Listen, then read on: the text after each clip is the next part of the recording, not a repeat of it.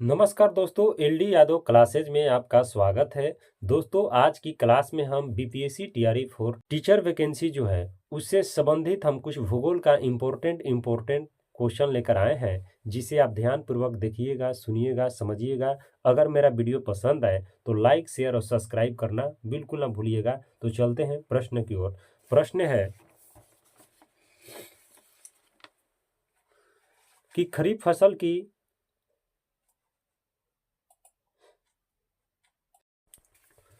प्रश्न है कि खरीफ फसल की बुआई कब होती है। तो खरीफ फसल की जो बुआई होती है वो ऑप्शन नंबर ए जून जुलाई में होती है। अगला प्रश्न है कि गेहूं फसल उदाहरण है। गेहूं फसल उदाहरण किसका है? तो गेहूं फसल उदाहरण जो है वो रबी फसल का है। किसका है? अगला प्रश्न है कि गेहूं फसल उदाहरण है किसका है? तो गेहूं फसल उदाहरण जो है वो रबी फसल का है। अगला प्रश्न है कि जूट के उत्पादन में कौन अग्रणी राज्य है? जो जूट के उत्पादन में अग्रणी राज्य कौन है? तो इसका उत्तर होगा पश्चिम बंगाल।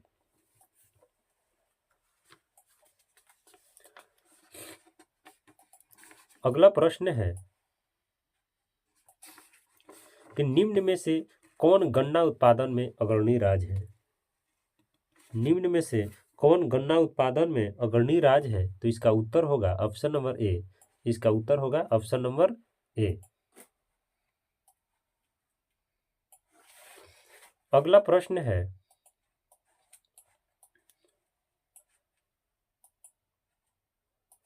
अगला प्रश्न है कि तालचेर कोयला क्षेत्र कहाँ है? अगला प्रश्न है कि तालचेर कोयला क्षेत्र कहाँ है? तो इसका उत्तर होगा उड़ीसा में, ऑप्शन नंबर डी। अगला प्रश्न है कि पृथ्वी के कुल जल का कितना प्रतिशत लवणीय है? तो इसका उत्तर होगा ऑप्शन नंबर सी, 97%। अगला प्रश्न है कि निम्न में से कौन धात्विक खनिज नहीं है? तो इसमें धात्विक खनिज कौन नहीं है? तो इसका आंसर होगा ऑप्शन नंबर डी, अभ्रक।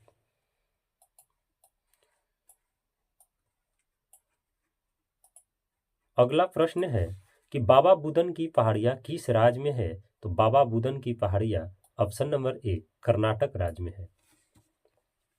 अगला प्रश्न है कि भद्रावती इस्पात संयंत्र कहाँ है? तो कहाँ है भद्रावती इस्पात संयंत्र? तो इसका उत्तर होगा ऑप्शन नंबर बी, कर्नाटक में है। अगला प्रश्न है कि तंबा उत्पादन में अग्रणी राज्य कौन है? तो तंबा उत्पादन में अग्रणी राज्य जो है ऑप्शन नंबर बी, राजस्थान है।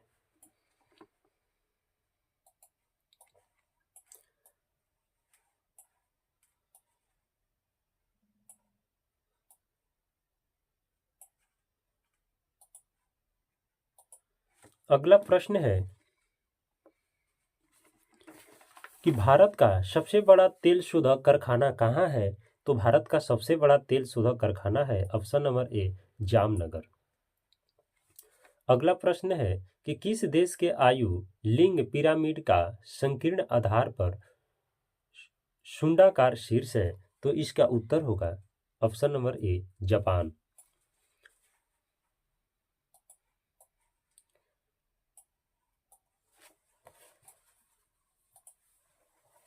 अगला प्रश्न है कि पनामा नहर में कितने जल बंधक तंत्र हैं? तो इसका उत्तर होगा ऑप्शन नंबर ए, 3। अगला प्रश्न है कि भारत में प्रवसन की निम्नलिखित धाराओं में से कौन सी धारा पुरुष प्रधान है? तो इसमें जो उत्तर होगा ऑप्शन नंबर बी, ग्रामीण से नगरीय। अगला प्रश्न है कि मानव भूगोल का कौन उपागम नवीनतम है? तो इसका उत्तर होगा ऑप्शन नंबर बी, उत्तर आधुनिकवाद।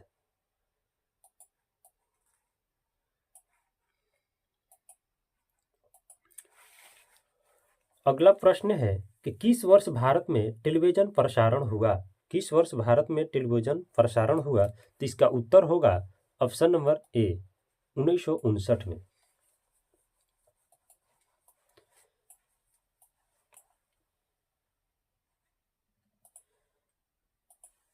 अगला प्रश्न है कि किस देश में रेलमार्गों की जाल का संघनम अगला प्रश्न है कि किस देश में रेल मार्गों के जाल का संघनतम घनत्व है?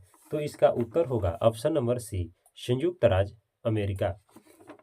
अगला प्रश्न है कि निम्न में से कौन मानव विकास के स्तंभ है? तो मानव विकास का स्तंभ जो है ऑप्शन नंबर डी, इनमें से ऑप्शन नंबर डी, इनमें से सभी हैं।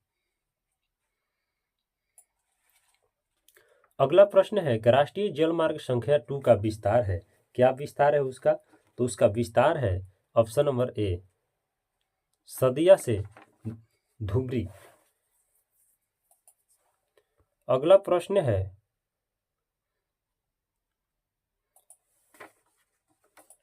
कि निम्नलिखित बंदरगाहों में से कौन अरब सागर की रानी के रूप में जाना जाता है? तो अरब सागर की रानी के रूप में जो जाना जाता है ऑप्शन नंबर बी, कोच्चि है।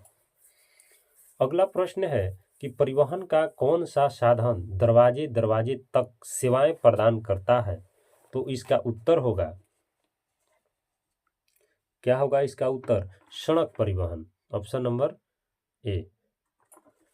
अगला प्रश्न है कि निम्न पत्तनों में से कौन भारत के पश्चिमी तट पर अवस्थित है? तो इसका उत्तर होगा मुंबई, ऑप्शन नंबर ए।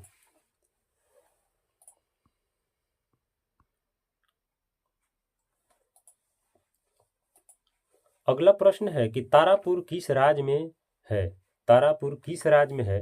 तो तारापुर जो है वो महाराष्ट्र राज्य में है, ऑप्शन नंबर डी। अगला प्रश्न है कि साफ्टा कब अस्तित्व में आया?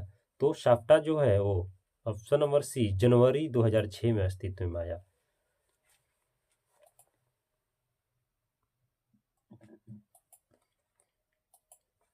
अगला प्रश्न है कि किस देश ने आधिकारिक तौर पर सकल राष्ट्रीय खुशहाली को विकास के मापन के रूप में घोषित किया है? उसका उत्तर होगा भूटान। अगला प्रश्न है कि निम्नलिखित पत्तनों में से कौन भारत के पश्चिमी तट पर नहीं है? तो भारत के पश्चिमी तट पर नहीं है, उसका उत्तर होगा ऑप्शन नंबर सी, पारादीप।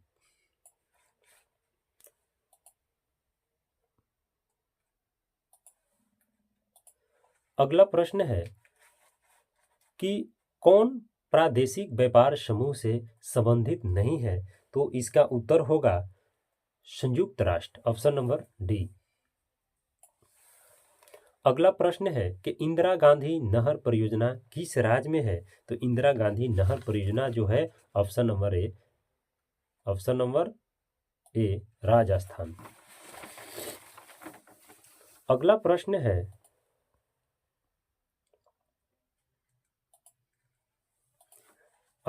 है कि कौन एजेंसी स्वर्णिम चतुर्भुज के निर्माण एवं रख रखाव हेतु उत्तरदायी है? तो इसका उत्तर क्या होगा? तो इसका उत्तर होगा ऑप्शन नंबर डी।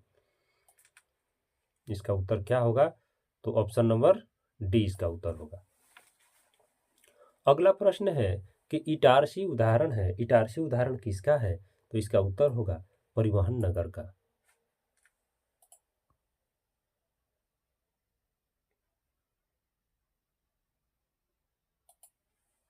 अगला प्रश्न है कि निम्न में कौन प्राचीन नगर का उदाहरण नहीं है? तो प्राचीन नगर का उदाहरण जो है वो नहीं है, तो वो है बनारसी। अगला प्रश्न है कि डेसिबल मापन इकाई है किसका है? डेसिबल, तो डेसिबल जो है वो ऑप्शन नंबर डी, ध्वनि प्रदूषण का है। अगला प्रश्न है कि भद्रावती का संबंध है किससे है? तो भद्रावती का संबंध जो है ऑप्शन नंबर ए, लौह इस्पात से है।